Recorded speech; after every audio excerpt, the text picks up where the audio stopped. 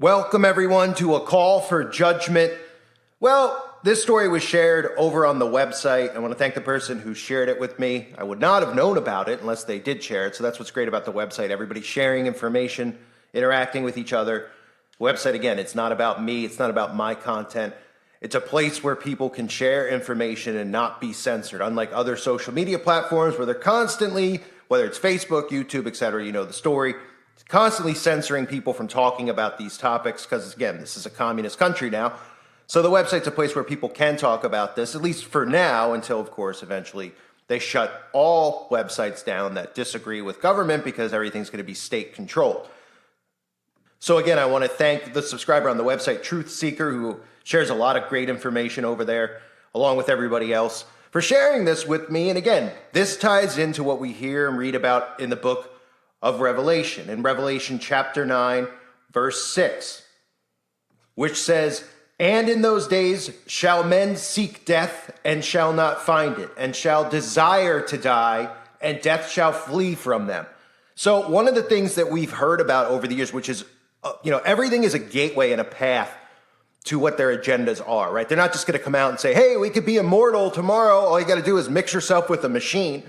They ease you in, right? They ease you in with anti-aging cream. They start beating into your head the obsession with looking younger, being younger, right? We see all these mutant women and men on television, specifically like the Desperate Housewives or whatever those shows are, the housewife shows, where these women just continually get Botox, think that they look younger, but they actually look like aliens, or demons, what we would call, aliens, but really are demons, right? They just look like punching bags.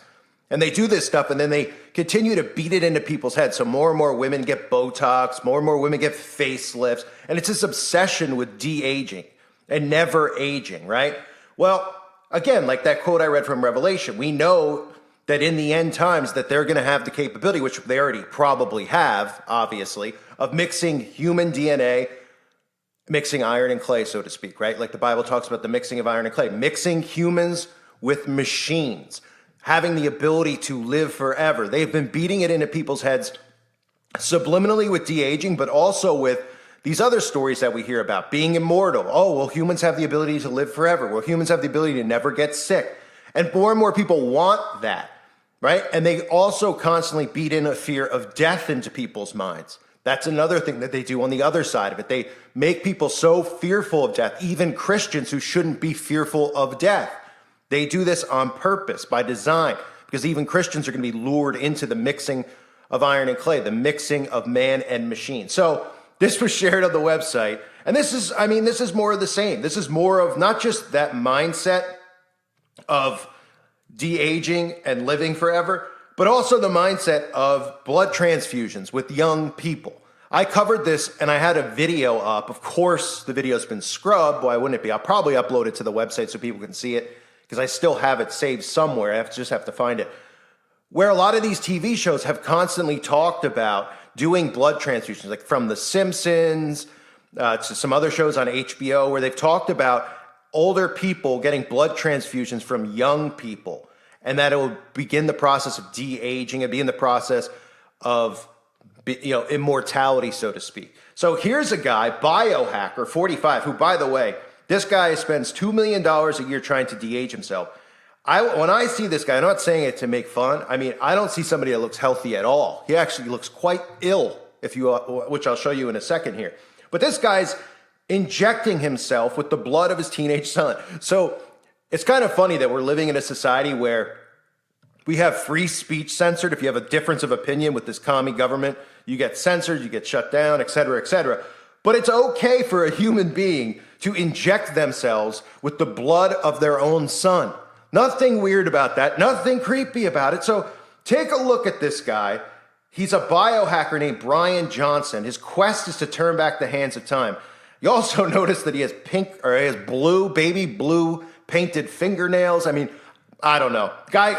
He doesn't look 45 to me. He looks older, and he doesn't look like he's in very good health. But this guy is obsessed with de-aging and immortality. And it's not because he fears death, because this is a quote you're going to hear over and over with the mind control. Oh, it's not because we fear death. It's because we love life, right? Think about that mindset, right? It's not because we're afraid of death. It's because we love life. Christians will get lured into that perspective as well, where the most of us who are here, at least who have followed my work, the majority of us, I mean, the most common thing I see people say is, Lord, come back quickly, sound the trumpets, right? Because we're not of this world. This world is an absolute nightmare to us. But to them, when they hear that, they're like, oh, you're depressed, or, that you're just negative, right? And again, it's not because they fear death. It's because they love life. Get a load of this. As far as I know, it's the first time this has ever been done. You ever done a multi-generational exchange? Ever? If you start to feel like your eyes start to itch, that's the first sign of a reaction. What?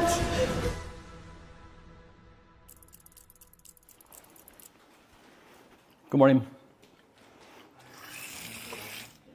The challenging thing is I need to eat this somehow before we get on the airplane. I'll get my clothes on, get this packed up. I'm ready to go. Are we on time? 30 minutes. So packing really light today, 24-hour trip, so just the essentials. And this, I'll show this to my dad and say, hey dad, you're gonna get this tomorrow in your plasma. At Blueprint, we have evaluated hundreds of longevity therapies. And I thought it would be pretty epic if my son, my father, and I completed the world's first multi-generational plasma exchange. Plasma is a part of our blood. So when we get our blood drawn, we see a bunch of red stuff. A part of that is the plasma, which can be separated from it. And it started with this really wild experiment where two mice were actually sewn together to share the same circulatory system. It was an old mouse and a young mouse. The results showed that the old mouse got younger. The proposal is not that my father and I get sewn together. The proposal is that I donate my younger plasma to my father. It's possible that this will help him in a variety of ways. There have been several human trials since the mouse study, but young plasma is still an experimental invasive therapy. Even though we completed a battery of baseline measurements on him, there's some level of risk here. And we're leaving at 10:30.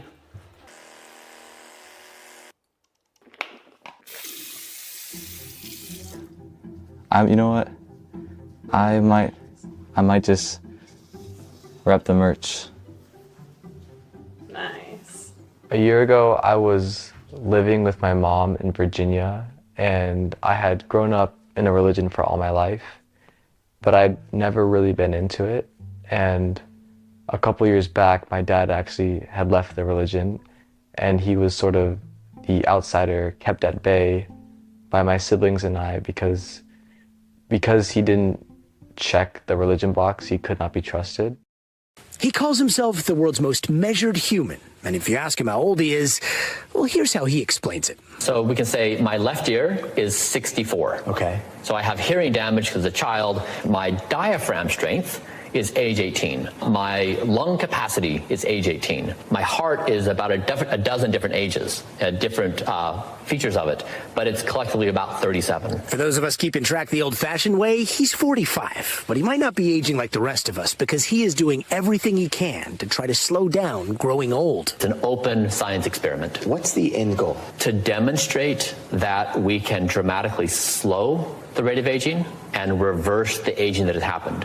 If we didn't have decay and decline as a assumption that happened, what if it would change everything about being human? And if that sounds expensive, it is. But 10 years ago, Johnson sold his company Braintree Venmo to PayPal for $800 million. And now he spends about $2 million each year trying to reverse the aging of his body. We set a world record reversing my epigenetic age by 5.1 years in 7 months. He says he does it by sticking to a strict regimen he calls Blueprint. And that protocol covers everything from vegan meals like this. Over a month, I eat about 70 pounds of vegetables. To a whole bunch of supplements. I drink this and I take 52 pills. 52 pills in the morning? Yes, upon waking. Wow. And a workout routine designed by his teenage son who he competes with. Johnson's body fat now down to 5%. And around his house, everything money can buy to slow down aging. We're trying to achieve skin quality like an 18-year-old. And with all due respect, right now, when people see it, they're like, oh, there's a rich guy doing it. Sure. And this costs millions and millions of dollars. You have a team of some 30 doctors.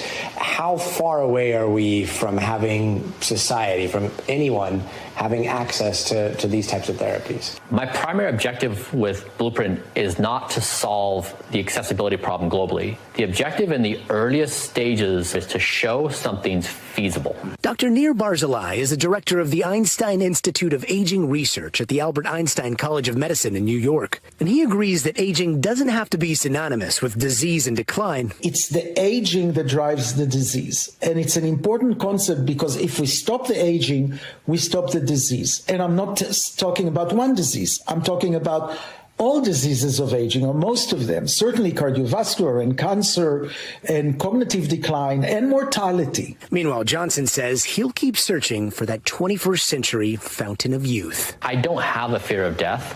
I have a love of life. I mean, how lucky are we that we exist? So why not make the best of it?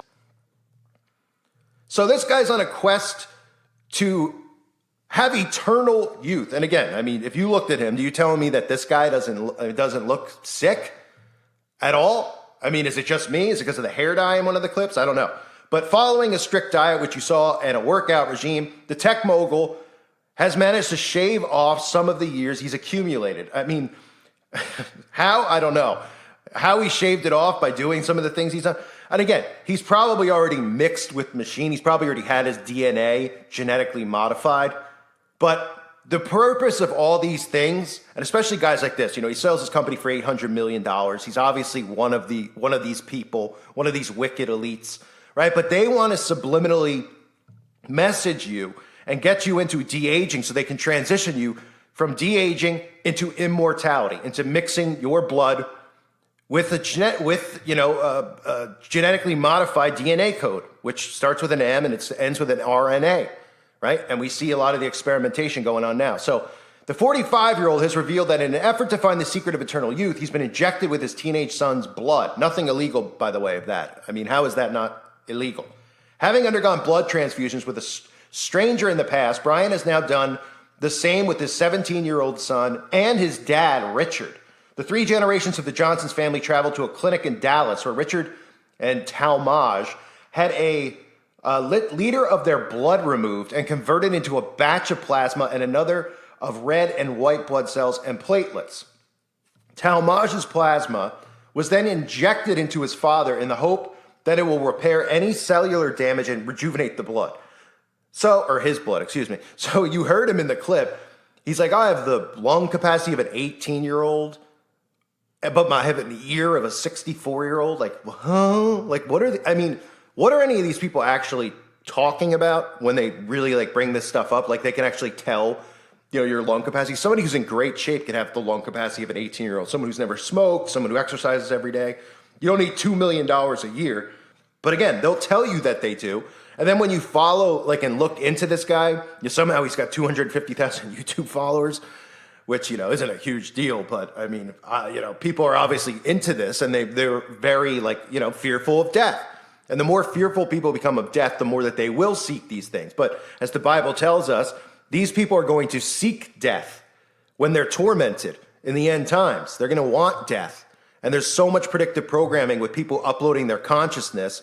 Like I showed that clip from the X-Files, uploading their consciousness, then becoming self-aware that they're not living in a real reality and wanting out, and you can never escape, right? It's eternal what they're doing.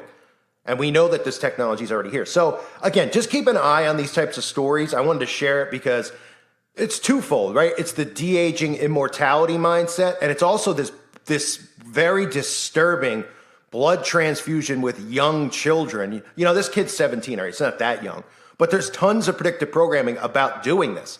So they already, and I even covered a story once about how they were talking about doing a blood transfusions with 5 to 10-year-olds would help cure Alzheimer's disease. There was a story out there about that. So there's been a ton of stories.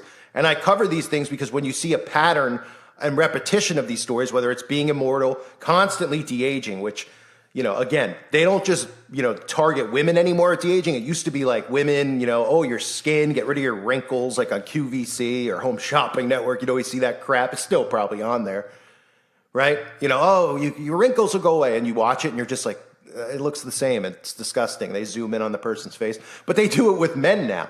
We see men, the feminist type of men who are getting Botox and caring about all these aesthetic things, these looks, and It's just a mindset that they're forming on people. Twofold. Fear death, love life, wink, wink, de-age, live forever.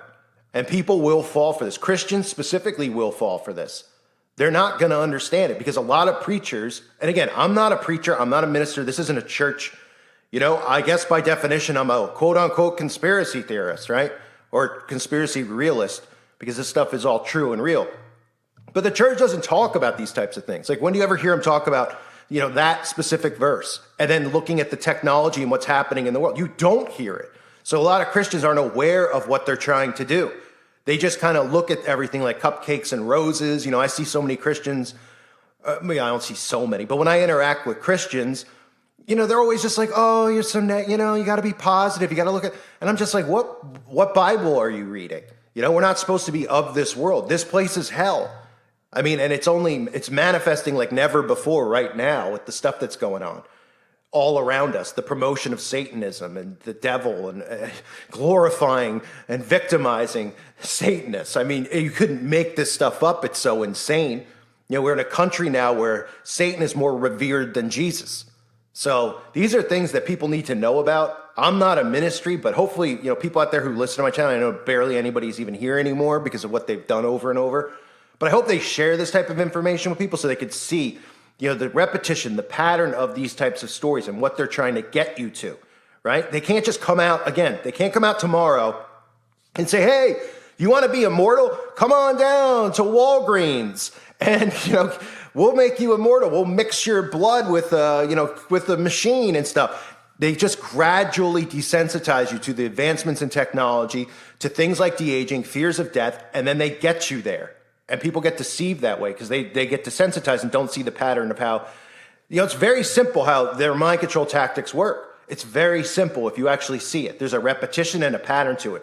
I always tell people, if you're new to my channel, which I'm sure nobody really is, but if you are new, you go to CNN, you go to MSNBC, you go to these websites and just look at the stories and what the messaging is in the stories. They're all always the same. Day after day, there's a pattern there. And that's how they get you and get everyone into what they got them in now, which is a huge psychosis of civil unrest, division, thinking that there's a race war.